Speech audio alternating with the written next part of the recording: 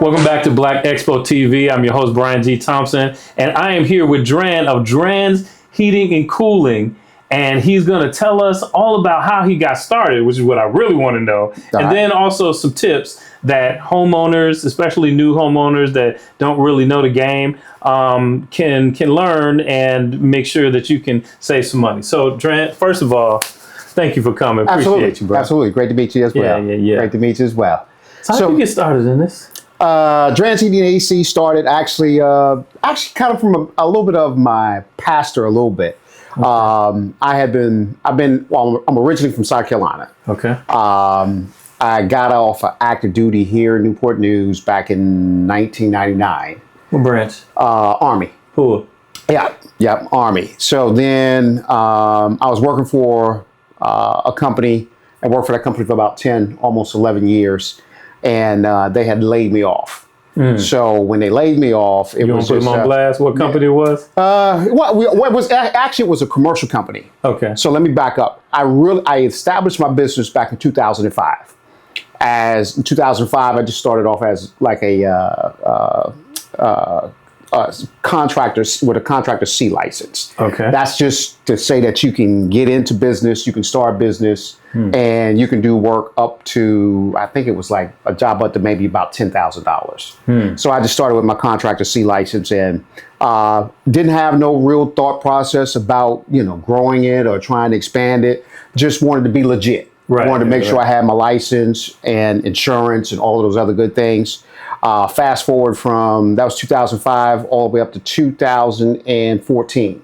2014, matter of fact, it was I got laid off August of 2014, the same day that Michael Brown was actually buried. That's how it's so vivid in my mind. Wow.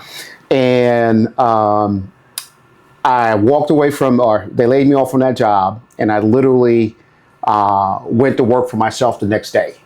I mean, I had already been kind of just grooming myself and growing a little bit, and I had a pretty decent customer base. Everybody's like, hey, I got a guy, and that was me, basically just being legitimate, licensed, and able to do work and doing good work. So 2014, I hired my first employee because this is a pretty demanding physical field. So I started with one employee, and I had one employee probably for about 3 years. And when I really wanted to take some time off is when I said, you know what, maybe I got to do something a little bit different. I have to do something where I can take a vacation. Yeah. I can walk away from it and not live it so much. And at that point is when I started looking at growth and expanding. So 2014-16 time frame, I went on ahead and started scaling up a little bit. I actually added one additional vehicle at that time with 2 additional employees at that time. And from there, I just continued to just grow just a little bit by little bit, just by trying to do good quality work, trying to keep revenue coming in and trying to keep everybody paid. But there's a threshold. I mean, when you get past, about 3 employees, this becomes where, you got to kind of start scaling up and you have to start thinking about it from a business perspective. Yeah. So after that, I was able to understand what business really was. Fast forward to about 2018, 19. My church is Bethel AME Church right over in off of Amistad. Okay. We had a building project going on at that time, and my pastor wanted me to be a part of the building project. So he wanted to ensure that I was able to get some of the work that was going on. So signed a contract with the general contractor that was actually still, as of today, still one of my largest projects that I've actually done was for my own church. Yeah. It was about a $270,000 job. So from that point, I did do a total rebrand on my business. And once I did that rebrand on the business is actually when everybody was able to start visibly seeing who Drans really was. And that's when I started kind of evolving. And most folks see my blue trucks or blue vans running around town. But that what year was that? That was 2019. Was it tough, like that moment where you're like, okay, so your business is very personal, right? And so like there's that moment where it's like, okay, I have to train people to do this thing, but nobody's going to be able to do it as well as I do That's it. right. You know, That's right. So like to pull away, when did you make that breakthrough? You're just like, okay, I can actually take a vacation. It was about that time when I had good people in the office, and then I had a team of guys out in the field. It was a little bit easier at that point to be able to go on a vacation for, at least a week. Yeah. And not have to worry about, the place falling down. Yeah. But it's tough. I'm not even gonna lie. I mean, just trying to do good work, keep a good name, keep a good reputation. Just because I'm relying on people other than myself. Yeah. I've got 30 plus years experience in heating, air conditioning, and electrical, ranging from commercial all the way to residential. I've worked on systems systems that handle this whole entire church or hospitals. I mean, you name it, I've kind of done it in a large scale. Yeah. So my biggest thing about going into business was actually trying to give back to the community, give back to our folks, for the most part, just because everybody considers us being a jackleg. That's what everybody wants to think, is just like, oh, here's a brother. He's just, he's just kind of a jack of all trades, kind of like that. But no, I'm a master. Yeah, there you go.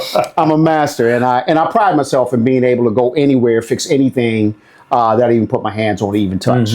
So right now there's somebody who's about to buy. And what advice would you give them, when they're buying that first house? First, what do they need to look for? And then how do they keep those, what can they do to sort of manage, make sure that the costs aren't, astronomical, and keep from, have, so that they can be calling you because they want something better and not because they're reacting to a problem. Right. So to answer that, I tell folks 3 to 4 things in the home that are always critical anytime that you purchase a home: foundation, roof, HVAC, and electrical.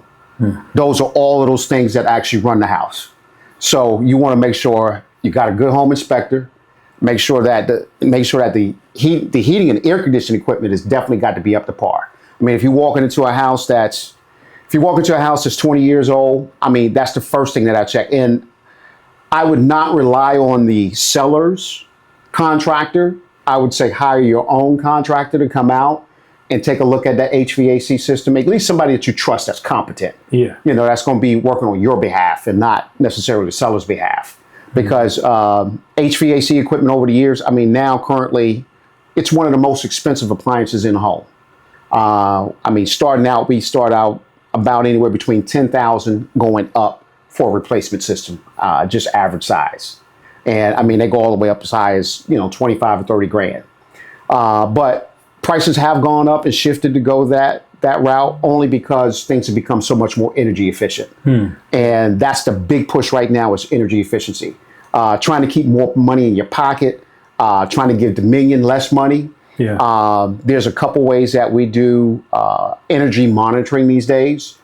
We actually have a system that we can install on your electrical panel that will monitor your electricity in real time. You have one of those? Yes. Yeah. I got one in my house. I put one in my house right in January because I knew the cold snap was coming up. Yeah. And I really wanted to get a good gauge on how well my own heat pump at my house was actually performing. So, I mean, it has been a very great tool because everybody's just like, well, my power bill is high and I don't understand why it's high. Well, we can spell it out item by item because we're able to put a current transmitter on every circuit in the home and be able to read that. So you get real-time data into what's going into your power bill. Wow. Yes. I didn't know you were going to come in here and drop gems like that. Oh, come on, man. That's the difference between calling me versus calling them. There you go. I want you to spend money, but I want you to save money at the same time. Yeah. Yeah. Well, when people have questions, how can they find you online? They can always get a hold of us at www.dranshvac.com. or either Facebook, Instagram. We're on all of those platforms. But our office number is 757-975-8355. That's the office number, and we're always 24/7. Call us anytime. Outstanding. Well, they will be at the Black Expo, so make sure you come and talk to Dran and his team, because you need to know what I didn't even know that. Like, this is great. Black Expo TV, I'm Brian G. Thompson. Thanks for tuning in. We will see you June 20th at the Black Expo at the Hampton Roads Convention Center. Peace.